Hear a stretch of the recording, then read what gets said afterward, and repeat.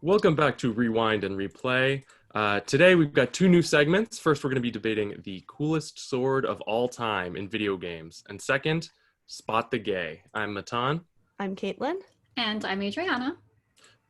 Starting off with the swords, we've each compiled our own list of a couple of the swords that we think are the coolest. I should mention this distinction. Coolest does not mean best. No. We're not talking about stats. No. We're not talking about strength. We're talking about appearance, Style. and style, and Looks fucking awesome. Sometimes Yes. lore, if that's relevant. Mhm. It's not about min-maxing. No. Absolutely not. It is, we're trying to find the step on me please of swords. Absolutely. Yes. Thank you. That's the essence of this segment. So we each brought a couple, and we're going to see if we can all agree on one. Doubtful if you've listened to this podcast before, but we'll certainly try. Oh, one more thing. I just got a microphone, so I bet I sound crisp and clean in your ears. How about I give you a Fancy. little ASMR today on this podcast? Matan, I hate you. All right, anyways, on to our swords. Go. The first sword I would like to bring up is the giant sword from Ocarina of Time. This Mhm. thing is incredible. It is so useless. There is no point in getting the sword because it breaks like after 5 minutes of using it. But it's like bigger than Link. And it is incredible. As you know, if you listen to last week's episode, I'm not a fan of Ocarina of Time in general. That being said, this sword is toit. This is one of those side quests that you mentioned that is pointless, but also like I love it because you end up with a sword that you're not going to use, but if you have it, it's incredible. Mhm. It's definitely the sword that you'd want to keep in your trophy case at the Yeah. top, adorn it, style it up really nice. I It would love be it. cool if in Ocarina of Time you could put your weapons and stuff on the wall, like in Breath of the Wild. That would be cool. That would be cool. For my first sword, what I thought of immediately was the Berserker's Blade from Dragon Quest. I believe it's in Dragon Quest X and also 11. And this beauty is just spikes. It's fucking spikes everywhere with like 3 holes in the middle, and it just looks like it hurts. It is wump, all the wump, and like beautiful. This thing looks like a shark's mouth or something. It's It'll yeah. fuck you up. It's got teeth on either side. It's got like 8 teeth. So it's got like blade and then teeth and then blade at the tip. It's Yeah, weird. but even I'm the into it. handle at the top where it like starts to become like a sword, it like breaks out into like a V that's like jagged. Mhm. Man, Mhm. it hurt. Terrifying. Exactly. Then my first pick is one I think is going to be a front runner. This is not a hot take. It is the Buster Sword from Final Fantasy VII. One of the most iconic weapons in video game history. It is, for the people who don't know, for the listeners, it is a ginormous blade. It is huge. It is straight. It is Unlike Matan's stick. right. They say, you know what, Adrianna, they say that 90 degrees is actually healthy. So I don't know what you're talking about, frankly, but it's a huge sword that Cloud wields in Final Fantasy VII. I think it looks incredible in the Final Fantasy VII remake. It has 2 spots, or maybe 3 for materia, these like glowing gems. It is a simple design, but it is clean, it is recognizable, and it is iconic. Sleek. Modern. Very Very. sleek, very modern, very simple, but does the job. All right, so my second choice, I feel like this one's going to be not quite a fan favorite, but I enjoy it. You don't really get to use the sword that much, but it's at the end of Uncharted 4 when you get to fight Rafe in the sword battle. Incredible sword battle. I love it so much. But you don't really get to keep the sword or use it any other time, so it's kind of sad. And it's just kind of a basic like pirate sword, but it's a very fun battle and a very creative design that I loved. It's got a nice hand guard, I'm noticing. Yeah. And also, there's a lot to say about how the sword is presented to you in the game, how you receive it. And I think that fight was fucking amazing. How can you not love it? Totally agreed. For my next one, I have from Transistor, a fucking beautiful game. The Transistor, her beautiful sword. It kind of looks like a key card that like you would use at like a hotel room. And it has like a it does a little bit. Yeah, right? Right. It's cool. But then it has like a giant fucking eye-like circle in the middle. It's gigantic. Well, it looks kind of like a transistor. Right. But it's got that eye in the middle. It is chunky, but like it looks. But I think like it a good sweet. chunky. Totally. Like this is cyber. It looks like it can do some damage. Yeah, very cyber. I love it. It is cyber. Great choice of words. My next one. So I'm not even sure if this counts. So let me know in the comments. But the Keyblade, Sora's Keyblade from Kingdom Hearts. Sora's Keyblade. Well, there are a lot of Keyblades, but Sora's Keyblade is the classic look. It's basically a giant key. The cutout of the key part looks like a crown, and he's got a hand guard around it, and this little Mickey Mouse head shape, like dangly bit. It is very cool. Another simple design that goes a long way. And on top of that, it can transform, and there are so many different forms of it. It is also used for casting magic. It is a fantastic weapon. If it counts as a sword, I think it's up there. It has blade in the title. Yeah, it has to count as a sword. But I feel like it's not sharp. I don't know. Yeah, I would agree with that. Yeah. For those of you listening and not watching on our YouTube, if you were looking at my face, I super snickered when Matan said dangly bits, and I hope you did too. That one's for all the 12-year-olds out there. 12-year-olds, if you're listening. Gang, gang. Gang. All right, the next one. The next one is one of my all-time favorites. We kind of debated if this one also should be in here, but it is on lots of lists about swords, so we put it on here. The Blades of Chaos from God of War. This is incredible. The design, incredible. Yeah. Beautiful swords. When you get these swords in the PS4 game, the new God of War, oh my god, you fuck shit up. It is so powerful, so useful, so fun to use. I love them. They're a little stubby. They're like detailed blades. They're pretty short. Yes. They're kind of the size of a dagger, but they're wider. Well, see, that's what I love about them, because in a lot of RPGs, I tend to do dual wielding, right? And those tend to be daggers, right? Which is the vibe of these swords. But my favorite part about them is that they are connected by a long chain. And so Kratos does all these crazy moves where he's like throwing them around and spinning them against each other and chucking them and pulling enemies back. They are so much fun. And again, in the latest God of War game, when you finally get these, they play so differently from the axe, which you've been using for the whole game. It's like such a change of pace. I know these are from the older God of War games, but my personal favorite is the new one. And like I hadn't played the older God of War games when I played the new God of War, so I like was looking up stuff about the game after, and I was like, oh, you get these in the first game, and like it's just like a callback to that. That's so cool. And like it just gives like, and I'm sure if you played the first God of War games before, that was such a cool moment to be able to get those and use those again. Right. Absolutely. If you've played God of War, if you have thoughts on whether these are nunchucks, whether this is a sword, whether we're off our fucking rockers, let us know. Nunchucks. Right, yeah, because like the bit in the middle. Kind of, yeah. I mean, also the design on these, I'm looking at a picture right now. The design on these are just so beautiful, and like the red and like the glowing, because like they're fire. They are intimidating. They beautiful. I love them. Yeah. I totally agree. My last sort of choice are the beam katanas from No More Heroes. I don't know why I'm so into sci-fi, you guys, but like it's the perfect mix between, because it has like the pointy bit at the end, right? So like you're reminded of a sword, but damn, that beam, that laser is so Star Wars. Yeah. I was gonna say that. It's like a lightsaber. It is like a lightsaber, and it's also like shaped like a gun. Yeah. Like if you look at like the handle, and then it has like a bit coming down, it's just the best of all the worlds, you know? Yep. What I love, one thing that I think makes it is very reminiscent of lightsabers. One thing that I like is distinct is that there's sort of a metal piece that comes out of the hilt and goes up and then back in. So it's like creating the laser from both sides. It's like containing it.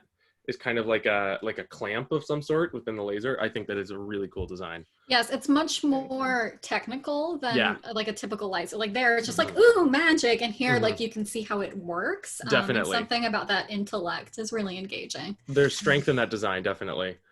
My next sword is the energy sword from Halo. Another iconic weapon, fantastic design. Again, it's like sleek. It's got the curves to the point. It is so powerful in the game. Again, we're not talking about stats, but it makes you feel powerful. You know, it's a change of pace from the game. You're usually using weapons, and you know, it is a fast-paced game. So just running around slamming grunts with this thing feels great. And it looks awesome when you're doing it. So cool. So cool.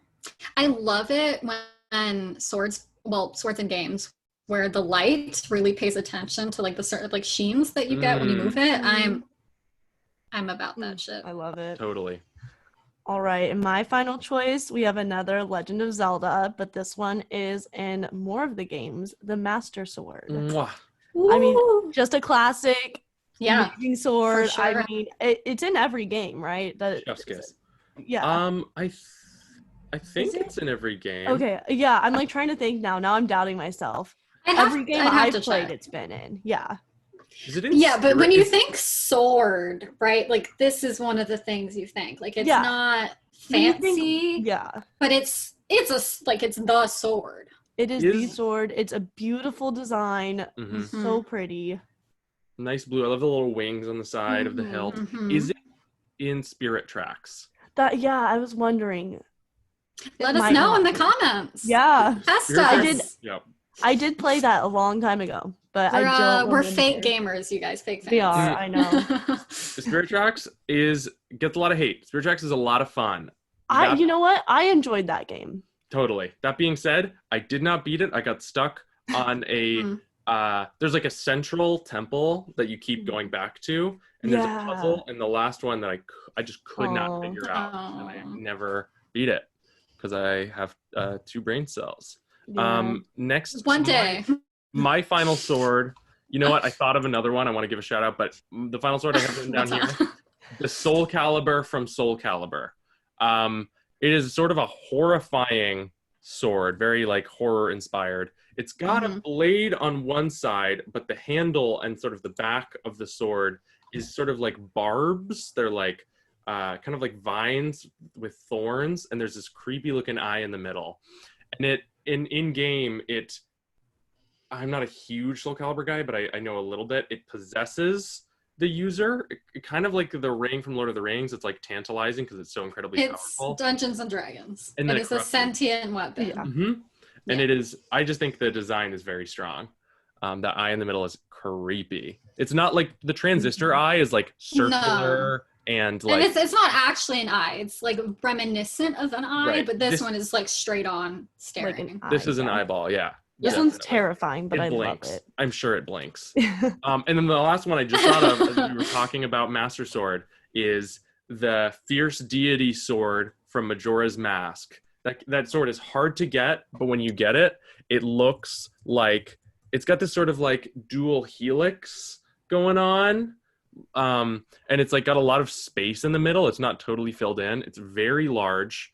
And again, it's so hard to get. It's like rewarding to get it, but it also looks badass. It also kind of sounds like Legend of Zelda is just taking the fucking win on the swords, man. That's a really good point. It's the only one that has do any others even have 2 mentions? Well, I mean, I could go off on like all of the Dragon Quest swords, but I really like about Dragon Quest 11 is the crafting mechanism. There are so many options, you guys.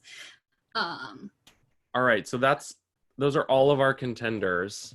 Got some strong contenders. So are there any that we think can just get dropped off the list? Are there any that are not gonna that we know aren't gonna win? We do. Call them out. I hate to say it because I already kind of lowballed it, but then I hate to say sword.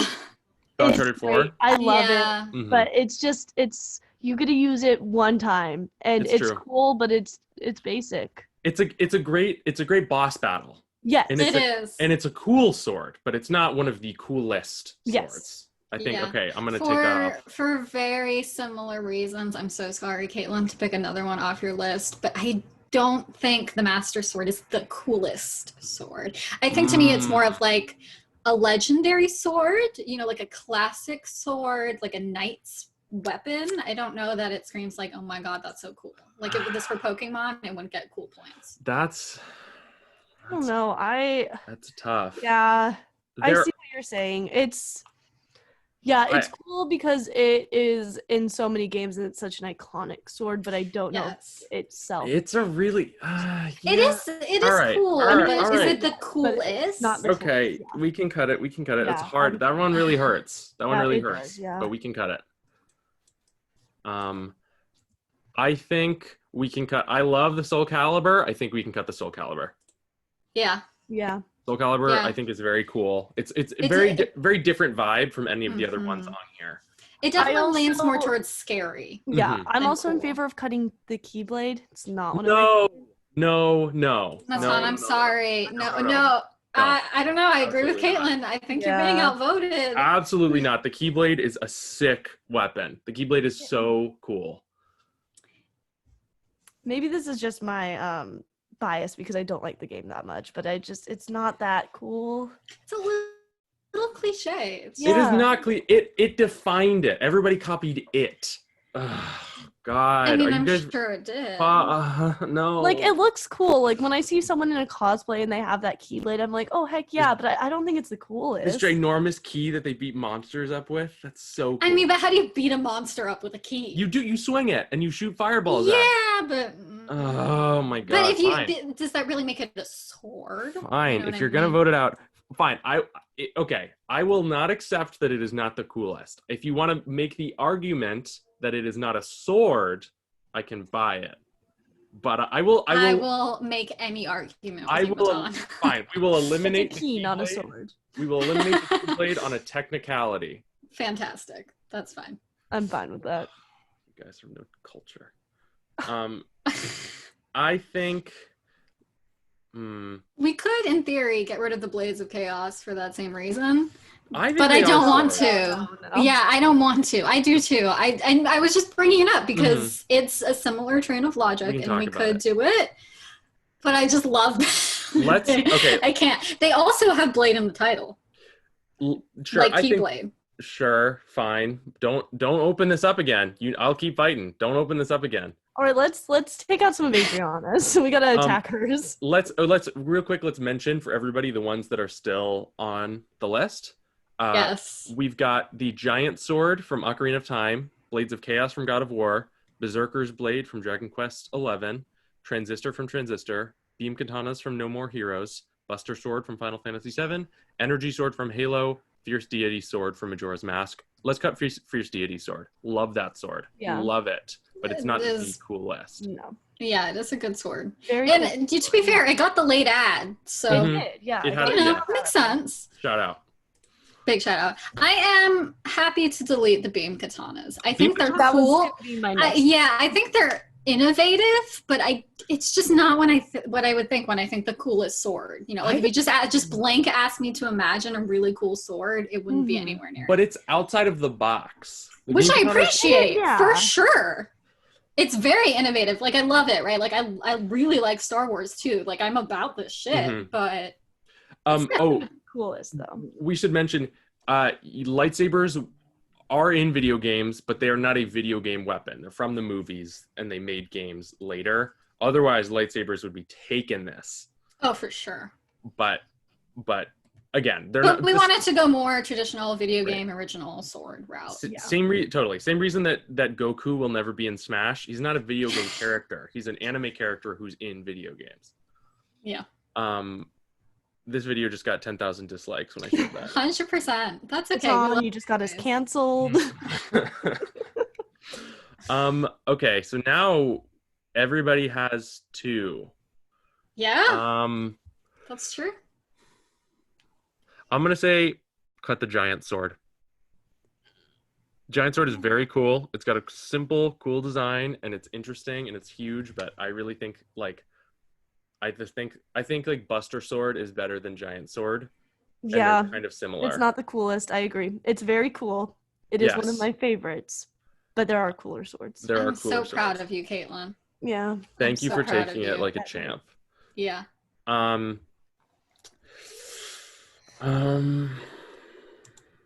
I mean, you guys, the question is, would I rather cut the Berserker's Blade or the Transistor? Yeah, those are your two. Yeah. I think I would cut Berserker's Blade. Yeah, I mean, the thing is, with the Berserker's Blade, it is one of many great swords in Dragon Quest. And while I love it, it's amazing, the Transistor has more meaning. And I think that's something that makes a sword really cool. And also the colors are really pretty and Transistor does such good art. But Dragon Quest is my favorite series, you guys. It's a real kill your babies moment.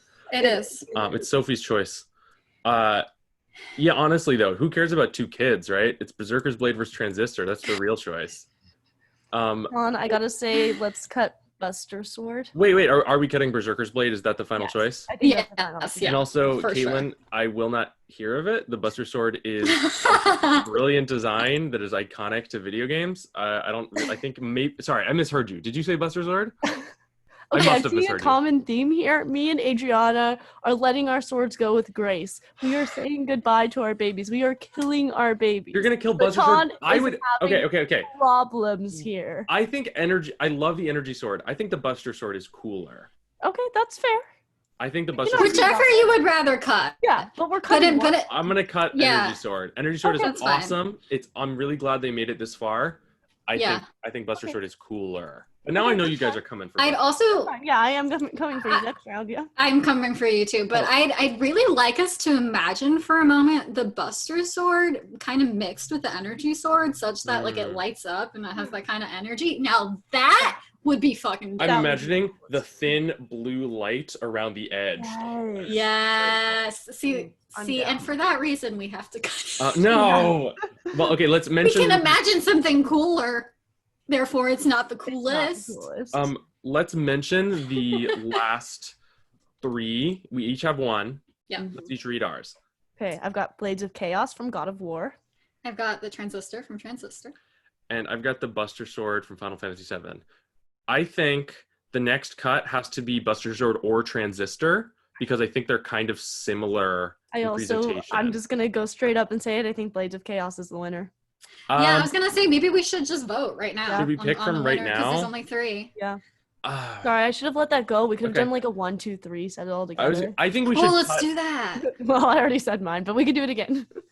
I think we should cut one more so that we have to because we could all vote for one. We all could vote for one, and it could still be a split vote, 3-way tie. That's true. Okay. But maybe it won't be. Okay. All right. Do we want to try it right now? Yeah. Let's do it. All right. 3, 2, 1. Blades of Chaos. Yeah. Okay. Yeah. Okay. It's okay. Yeah. It's hard with the desync, but I think we ended up with 3 great choices. Yeah. I think so too. At the end of the day, you guys, as much shit as we give each other, this proves why we're friends. Yeah. The Blades of Chaos are insanely cool. Oh. God, I love they are really, really amazing. When they've got the fire like trailing them. Oh my god. And you can just do so many cool things when you like upgrade them and like get higher levels and different skills with them. Yeah. So cool. I'm glad we got an indie game on here too. Transistor. Oh, absolutely. Transistor is a very, very cool sword. That's like half the reason I got the game. Nice. Yeah, I need to play that.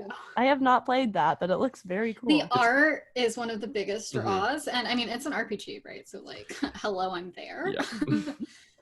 It was one of the very first games. Transistor was one of the very first games that I got on PS4. It was one of the very first games available. I played Resogun so much because that was the very first PS Plus game, and it was like one of 5 games on the PS4 on day one. Okay, well that settles it. The Blades of Chaos are the coolest swords in video games. Let us know in the comments how much you hate us. Yeah. What is your favorite sword? Do you even think Blades of Chaos counts as a sword? Did we miss a legendary sword in our lineup?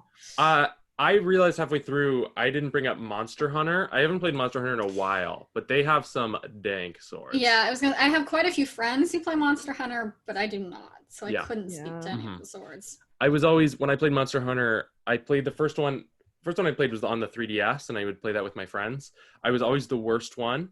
I was always the one who would fuck shit up, or the one that they were carrying. Like, they would be like, oh, quick, get its tail. They'd be like shouting lingo at each other. And I'd just kind of be there like, I'm having a really good time, you guys. Okay, so that settles it.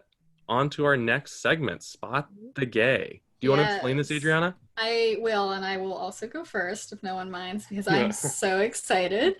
So Spot the Gay is a segment where we'd like to introduce you and also ourselves to prominent figure in video gaming that we think might be queer in some way. Whether we're typically choosing someone who is not canonically queer, although there are some badass queer characters. Cough, Ellie, Last of Us 2, and 1. I love her. I would die for her. However, the ship I have been really into this week, because I was doing research for this segment, and I'm about to get so much shit, is from Tales from the Borderlands, Reese and Jack. I think, now hear me out. Matan's face. Yeah. Okay, let's just hit for a moment, let's think about them separately, right? Because the point of the segment, some queer characters. My God, the moment I saw Reese, the bottom in me recognized the bottom in him. No matter how much macho I love women crap he pulls off, that is a gay boy if I have ever seen one. Whether he is bisexual, pansexual, money sexual, don't know, don't care. He's definitely money sexual for sure. Yeah, for sure. But just think about it. Reese jacking off in bed to Jack. It happens. Sorry, it's canon. Would they make a good couple? No, probably not. No argue there. No, they would not. They'd have really great sex. But finish. Yeah. Okay. And then Jack, for very similar reasons, super gay. Like, have you seen his gelled hair? He is so gay. He's a top's top. He's the top's top, but also him bottoming gives me life. Yeah. I'd also like to point out, if you're interested in the ship in any way at all, even just to hate me, there are 2,398 works on Archive of Our Own, fan fiction website, that just scream about how good this is. I'd like to mention, Adrianna has some questionable taste. She reads a lot of fanfic, and there are some cursed ones that you have brought up. There are some really disgusting smut in there that you read. Yeah, look, there's a difference between good sex and a healthy relationship. Fine, I'll agree. I'll concede that. This is not Spot the Happiest Gays, right? This is not Dina and Ellie. This is just Spot the Gay. He is gay. Yeah, all right. And one Dina and Ellie happy though? Well, let me live, kid. We can. There's a theory about that we could talk about off screen. This is true. But I will say, yes, part of this game is that they cannot be 100% canonically gay. Yeah. There's no argument to be made. And we see Reese talk about women so much and in the game. And Fiona is a love interest that is a fan. For sure. And like, I like them. I was super into them. At the same time, it doesn't mean he's not, bisexual, pansexual, money sexual. It just didn't have a chance to come up in the game, which is a little bit odd for me because I know Borderlands has quite a few queer characters, but you know what I mean? I was into the plot overall. I didn't need the romance to be added. But what I look up in my fan fiction is a gay ass Reese. I did play this game, like half of it a long time ago, so I don't remember it that well, and I don't really remember Reese that well, but like looking at pictures of him, screams gay. That outfit, gay. I believe it. I believe it. Again, I just think that Jack and Reese would have such a awful toxic relationship. In that game, Jack inhabits his mind, then he tries to kill him with his own arm. He tries to kill him multiple times. And then he forces, in order to escape him, Reese has to pull out his own cybernetic eye. He basically has to self-sabotage in order to escape Jack, that psychopath. Yeah, I don't see the problem. No, I see the problem. It just all sounds like very devastating emotional moments that I like to see the characters reach and then build up from. Um, Fine. they're super gay. Sorry. Yeah. Maybe not for each other. That's fine. Another ship that has been debated about that I don't know I'm on board with is Reese and Vaughn, his like sidekick buddy. Yeah. In like the same way as like Batman and Robin, I could maybe see it. It wasn't the first thing I thought of because I don't know that Vaughn is Reese's type. But do you like it? I see your argument. Did you? I mean, better relationship than him and Jack. True. I don't know. Yes, fair enough. I don't know that Vaughn reads to me as gay. Like I think Reese does. I don't think that Vaughn does. I think Vaughn could be gay only for Reese. I think that could happen. Fine. Caitlin, do you want to go next or should I take it? Yeah, I'll go next. Mine, we already mentioned him. I feel like we've mentioned a lot of these before as well earlier in the episode, but mine is Rafe from Uncharted 4. Mm-hmm. He gives off some major gay vibes. I see it. This man, yeah. So I jokingly said earlier that I ship him with Lazarevich, which honestly you sent me like an article. I didn't get a chance to click on it, but there was something, or was it a fanfic? I don't know. You sent something. Yeah, so on Archive of Our Own, my favorite fanfiction website, there's whatever, but there are 9 fanfictions about that shit. 9. Okay, it does exist. And it exists. Some people out there agree with you. I would buy more into Eddie Raha than Lazarevich. Eddie Raha. And Lazarevich is a nothing. Lazarevich is a boring Russian man. But isn't it fun to build something into him with this ship? I guess, but there's think about. But there's nothing to grab onto from the game. No, his giant dick. There is. Hold on. So the oh my gosh, what's his name? The guy. Why am I blanking on his name? The guy who voices Nathan Drake. Oh my god, now I'm blanking. Right? Nolan North. So he does a gaming channel retro replay that he did with Troy Baker, and they played through Uncharted together, and they did Uncharted 2. And during that, he said, during the scene that like Chloe climbs on top of Nate, and they have like a little like sexy scene there. Apparently, someone at Naughty Dog changed it so that it was Lazarevich on top of Nate. Bottle swap. That's great. And this footage exists somewhere, but they have not released it to the public. That's fantastic. I want to see this. Have you guys seen the model swap of Batman and Catwoman in Arkham City?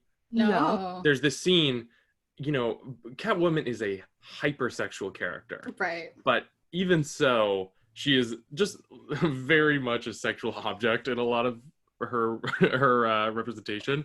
So when they model swap, it's Catwoman walking very stoically, just a pretty normal walk, and then Batman. Here, I'm gonna get up so the viewers can see, but listeners, if you're missing out, and then Batman walks up to Catwoman like this, like swaying the hips like a full foot in each direction. It is just insane how sexual every aspect of the character is. It was a fantastic model swap to really point that out.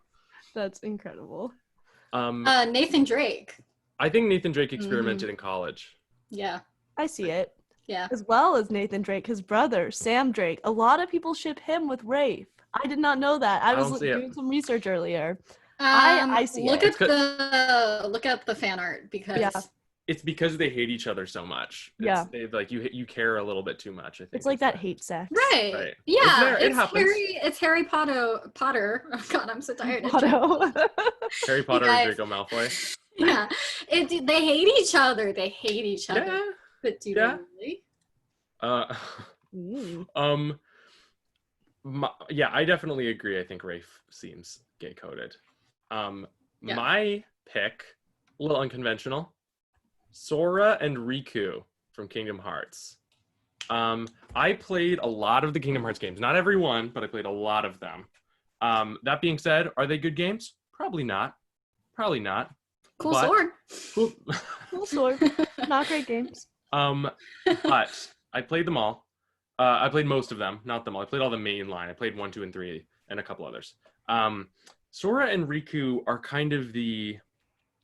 Well, here, I'll start by saying this. Anime has a typical main character structure, like main characters, where it's the 2 boys and a girl, and there's one boy who's like headstrong, maybe a little stupid, really passionate. Hey. So we're basically that group, except it's 2 girls and a boy. Mm-hmm. So then I get to be the Kyrie of the group. I was gonna say actually he gets to be the girl. Yeah. Kyrie's tight. And then there's the other boy who is the edgy, dark, really determined, like cunning, usually a little quieter one. And then there's the girl who is usually pretty boring, and is the love interest of one or both. Matan, did you just describe Naruto? Yep, I exactly described Naruto. That was exactly where I was gonna go. Did Matan just describe insert any anime? Basically, any a lot of anime, shown in anime, that is the type. And that is what Kingdom Hearts follows. That being said, Sora is really trying hard to find Riku. And I'm not saying friends don't care about each other. Of course they do. But that being said, he is working so hard and so like emotionally to bring Riku back to the light. And yeah, there's like some moments where it's like, oh, you know, he's into Kairi, he loves Kairi, but they don't that's not really the focus. Like at least in Naruto, it's pretty clear that Naruto likes Sakura.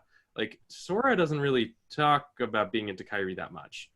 Like he becomes a Heartless. He's the only person to come back from being a Heartless, just so he can save Riku. Like, yeah, Kairi's there, but it's to get Riku back. Yeah. He goes through so much just for Riku that. is the Princess Peach.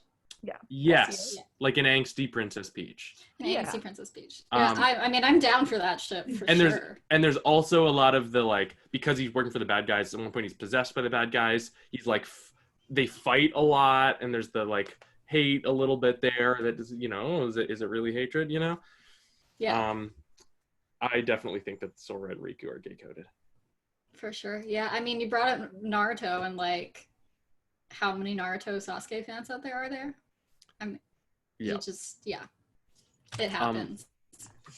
Definitely. I think, I mean, we each only got one, but when you brought up Wraith, I actually thought about Nadine from Uncharted 4 and Lost Legacy. There are moments, particularly in Lost Legacy, where it's kind of, there's like a little bit of flirtation between Chloe and Nadine. I see that. I